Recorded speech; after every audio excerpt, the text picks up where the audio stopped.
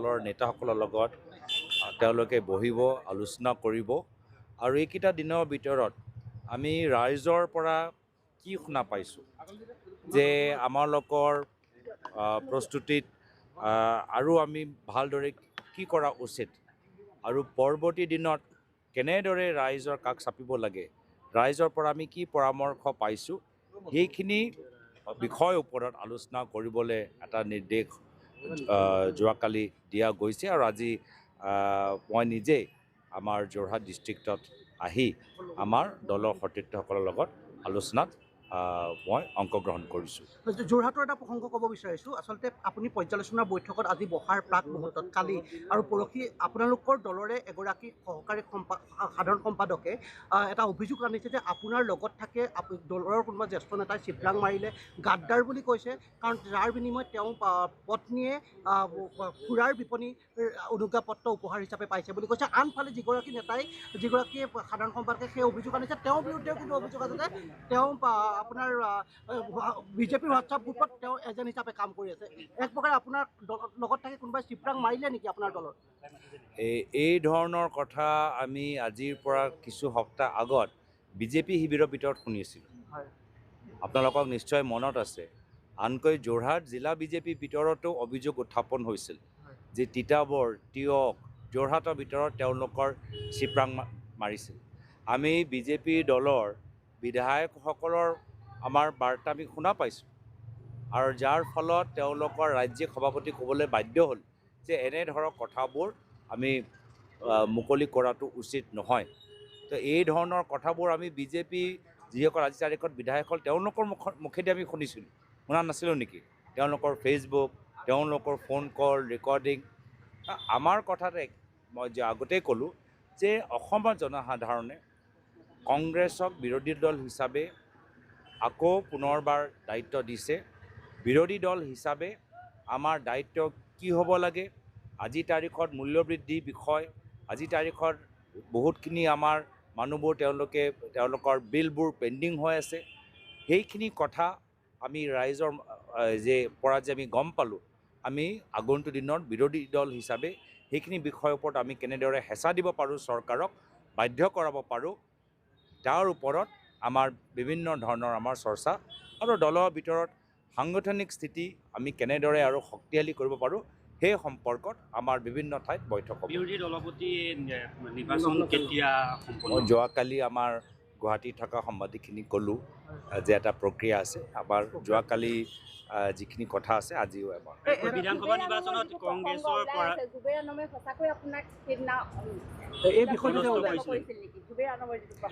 আপোনালোকৰ আজিৰ তাৰিখত বহুতখিনি যি সময়ত জনসাধাৰণৰ বিষয়ৰ ওপৰত আমি বিশেষ জোৰ দি আছোঁ। প্ৰত্যেক আমাৰ বৈঠক আমাৰ চলি আছে। প্ৰত্যেক বৈঠকৰ ভিতৰত যথেষ্ট এটা সক্ৰিয় পৰিৱেশ, সকলোৱে নিজৰ নিজৰ দায়িত্ব স্বীকাৰ কৰিছে, আমিও নিজৰ দায়িত্ব স্বীকাৰ কৰিছোঁ আৰু আমাৰ প্ৰত্যেকগৰাকী বিধায়কসকলৰ মাজত আপোনালোকে দেখিছে যোৱাকালি যে মূল্যবৃদ্ধি লৈ তেওঁলোকে যোৱাকালি বিধানসভাৰ পৰা তেওঁলোকে গভৰ্ণৰ স্পীচৰ মাজত তেওঁলোকে ওলাই আহিল। এইখিনি বিষয় যে আজি অসমত কংগ্ৰেছ দলে আমাৰ NSY নীট সম্পৰ্কত প্ৰতিবাদ কৰিছে। অলপ দিন আগতে ডিব্ৰুগড়ত নীট পৰীক্ষাৰ সম্পৰ্কত আমাৰ NSY প্ৰতিবাদ কৰিছে। বিধায়কখিনি আমাৰ মূল্যবৃদ্ধিৰ ওপৰত মাত মাতি আছে। আমি নিজৰ দলৰ ভিতৰত ৰাইজৰ আৰু কেনেদৰে আমি এই কামখিনি কৰিব পাৰোঁ সেইখিনি লৈ আমি এটা পজিটিভ মাইণ্ড লৈ আমি কথাখিনি পাতি আছোঁ। বিৰোধী দলপতি প্ৰসংগটো এইবাবেই বাৰে বাৰে আহি আছে কাৰণ সকলোৱে বিৰোধী শক্তিশালী হোৱাটো বিচাৰে। গতিকে বিৰোধী দলপতি বিষয়টো আৰু কিমান সময় আপোনালোকৰ প্ৰয়োজন হ'ব? মই যোৱাকালি আমাৰ সাংবাদিকখিনিক ক'লোঁ যে আমাৰ AICCয়ে ইতিমধ্যে কাক তেওঁলোকে দিল্লীৰ পৰা অসমলৈ পঠাব সেইখিনি ঠিক কৰিলে, মোক ফোনৰ যোগেদি জনালে। এতিয়া আমি আনুষ্ঠানিকভাৱে আমাৰ অবজাৰ্ভাৰৰ তেওঁলোকৰ যে আইটেনেৰী ট্ৰেভেল প্ৰগ্ৰাম, এই ট্ৰেভেল প্ৰগ্ৰামৰ বাবে আমি অপেক্ষা কৰি আছোঁ। উজনি অসমত যিটো কংগ্ৰেছে ব্যৰ্থতা প্ৰদৰ্শন কৰিলে, প্ৰাথমিকভাৱে আপুনি কি বুলি ভাবে, কিহৰ কাৰণে এইটো গ'ল বুলি এটা আজি আমাৰ পৰ্যালোচনা আমাৰ শেষ হোৱা নাই। সেইকাৰণে বিভিন্ন কথা, বিভিন্ন মানুহৰ অভিযোগ বা পৰামৰ্শ আছে। সকলো কথাবোৰ শুনিম আমি। আজিৰ তাৰিখত আমি শুনিব লাগিব। আগতে আমি যদি ভালদৰে ডায়েগন'চিছ নকৰোঁ, প্ৰিছক্ৰিপশ্যনটো আমাৰ ভুল হ'ব। আমি আগতেই ডায়েগন'চিছ দলৰ ভিতৰত ৰাইজৰ লগত আমি ভালদৰে ডায়েগন'চিছটো কৰিবলৈ বিচাৰোঁ, শুনিবলৈ বিচাৰোঁ। মানে আমি 10 দলৰ নম্বৰটো এইবাৰ সতীৰ্থসকলকো আমি শুনিবলৈ বিচাৰোঁ, দলৰ নেতাসকলকো কথাবোৰ শুনিবলৈ বিচাৰোঁ, দলৰ সমৰ্থকসকলৰ কথাবোৰ শুনিবলৈ বিচাৰিছোঁ, আৰু সাধাৰণ ৰাইজৰ কথা বিশেষভাৱে আমি শুনিবলৈ বিচাৰিছোঁ। তো সেইকাৰণে যে ফলাফলৰ পিছত যে এইখিনি ভুল হ'ল, এইখিনি কাৰণে নহ'ল, বাকীখিনিৰ ওপৰত ক'ৰবাত আমি হেমাহি কৰা যেন হ'ব পাৰে, সেইকাৰণে আজিৰ তাৰিখত বৰ্তমানৰ সময় ৰাইজৰ কথা শুনাৰ সময়, আৰু দলৰ তৃণমূল কৰ্মীৰ পৰা জ্যেষ্ঠসকলৰ লগত আলোচনা কৰি আজি সকলোকে নিজৰ পৰামৰ্শ দিয়া সময়। কালি আপুনি আৱদ্ধ ভৱনত যোৰহাট জিলাৰ কেইবাটাও বিভাগৰ বিষয়াসকলৰ লগতো আলোচনা কৰিছিল, কাম কাজৰ খতিয়ান লৈছিল, কেনেধৰণৰ?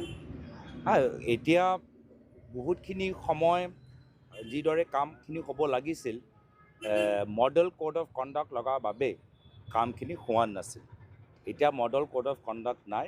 মই আশা কৰোঁ বহুতখিনি কথা, বিশেষকৈ আমাৰ যোৰহাট আমাৰ মিউনিচিপালিটি জাবৰৰ কথা ডাঙৰ এটা আমাৰ সমস্যা, ড্ৰেইনৰ সমস্যা ডাঙৰ সমস্যা, ষ্টৰ্ম ৱাটাৰ ড্ৰেইনৰ যে আমাৰ বহুত টকা লাগে, কিন্তু যিমান পৰিমাণৰ টকা আমাৰ ওচৰত থাকিব লাগে নাই, সেইখিনিও সমস্যা। যোৰহাটৰ আমাৰ মিউনিচিপালিটি ভালদৰে চলাবলৈ ৰেভিনিউৰ বহুতখিনি কথা আছে। গাঁৱৰ ভিতৰতো স্মাৰ্ট মিটাৰ লৈ বহুতখিনি কমপ্লেইনবোৰ আহি আছে। তো এই ধৰণৰ কথা আমি যে ৰাইজৰ পৰা কথাবোৰ আমি শুনি আছোঁ, আমি সেইখিনি কথা সম্পৰ্কত আমাৰ বিষয়াসকলৰ লগত কোনকেইটা আঁচনিৰ যোগেদি ৰাইজৰ সমস্যাবোৰ সমাধান হ'ব পাৰে, আৰু আঁচনিৰ ক্ষেত্ৰত কিমানখিনি তেওঁলোকৰ কাম আগবাঢ়ি গৈছে, তাৰ এটা বুজিবলৈ এটা আলোচনা যোৱাকালি কৰা। নিত্য ব্যৱহাৰ্য সামগ্ৰীৰ লগতে পেট্ৰল আৰু ডিজেলৰ মূল্যবৃদ্ধি তৃতীয়বাৰৰ বাবে আজি আকৌ বৃদ্ধি পালে। সেই কথাখিনি মাৰ্চ মাহত ৰাহুল গান্ধী ডাঙৰীয়া দিল্লীতে কৈ থৈছিল কি এই যে ইৰাণৰ লগত যে যুদ্ধত আমেৰিকা নামি পৰিছে, তাত ভাৰতৰ ভূমিকা কি? প্ৰধানমন্ত্ৰী মোদী ডাঙৰীয়া সদায় কয় যে আমেৰিকাৰ ৰাষ্ট্ৰপতি ডনাল্ড ট্ৰাম্প ডাঙৰীয়াৰ লগত খুব সুসম্পৰ্ক, খুব ভাল সম্পৰ্ক। তেওঁ বিভিন্ন সময়ত তেওঁ আমেৰিকাৰ ৰাষ্ট্ৰপতিৰ লগত বৈঠকত অংশগ্ৰহণ কৰিছে। তো আজি যে ইৰাণৰ যুদ্ধৰ মানে আৰম্ভ কৰাৰ পিছত যে ভাৰতৰ অৰ্থনৈতিক অৱস্থাৰ ওপৰত যে ইমান সাংঘাতিক প্ৰভাৱ পৰিছে, সেই ক্ষেত্ৰত আগৰ পৰাই আমি আমেৰিকাৰ লগত, ইৰাণৰ লগত, দুয়োটা দেশৰ লগত ভাৰতৰ ভাল সম্পৰ্ক। আমি কিয় আগৰ পৰাই আমাৰ তৈয়াৰী নাছিল আৰু কৰিব লাগিছিল? মাৰ্চ মাহতে আমাৰ দলৰ নেতা ৰাহুল গান্ধী ডাঙৰীয়া কৈছিল, আৰু এতিয়াও আমাক কৈ আছে যে এতিয়াও চৰকাৰে যি তৎপৰতা দেখাব লাগে তেওঁলোকে দেখুওৱা নাই।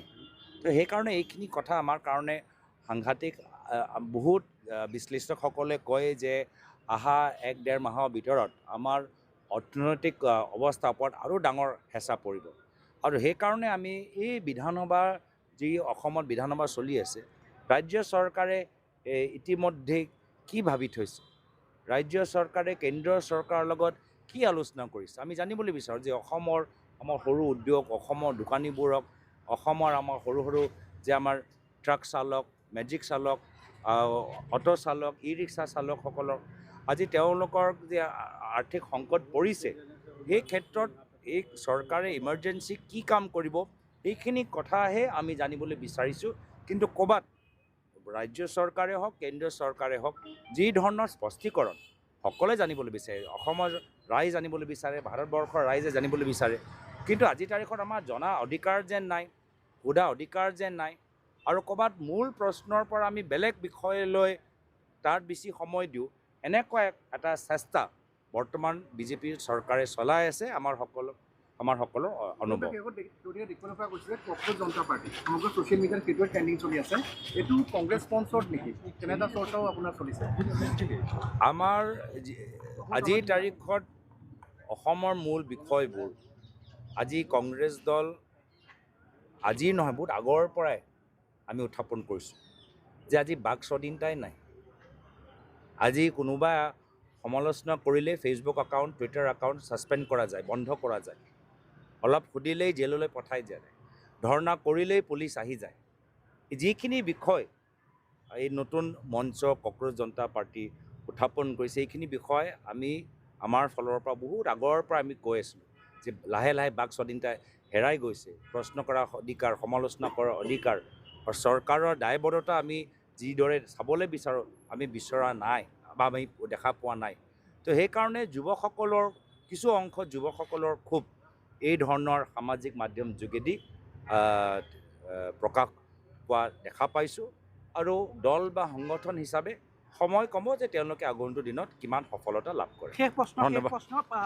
লোকসভাৰ নিৰ্বাচনত আপুনি যথেষ্ট ভোটত জয়লাভ কৰিবলৈ সক্ষম হৈছিলে, তাৰপিছত কিন্তু এইবাৰ ধৰক ইয়াত যোৰহাট বিধানসভা সমষ্টি সমান্তৰালৰ বাবে আপোনাৰ বুথতো আপুনি আচলতে পৰাজয় বৰণ কৰিছিলে। তাৰপিছতে এতিয়া আপোনালোকৰ দলৰ পৰাই শিৱৰাঙৰ প্ৰসংগ আহিছে আৰু আপুনি একে প্ৰশ্ন আগতে প্ৰথমত সুধিলেই হয় তাৰ উত্তৰটো মই দিলোঁ। হয় আৰু মই যে গম পাইছোঁ যে বিজেপি দলৰ কিছু জ্যেষ্ঠ নেতাসকল নিজৰ ভোটত পৰাজিত হৈছে। ঠিক আছে।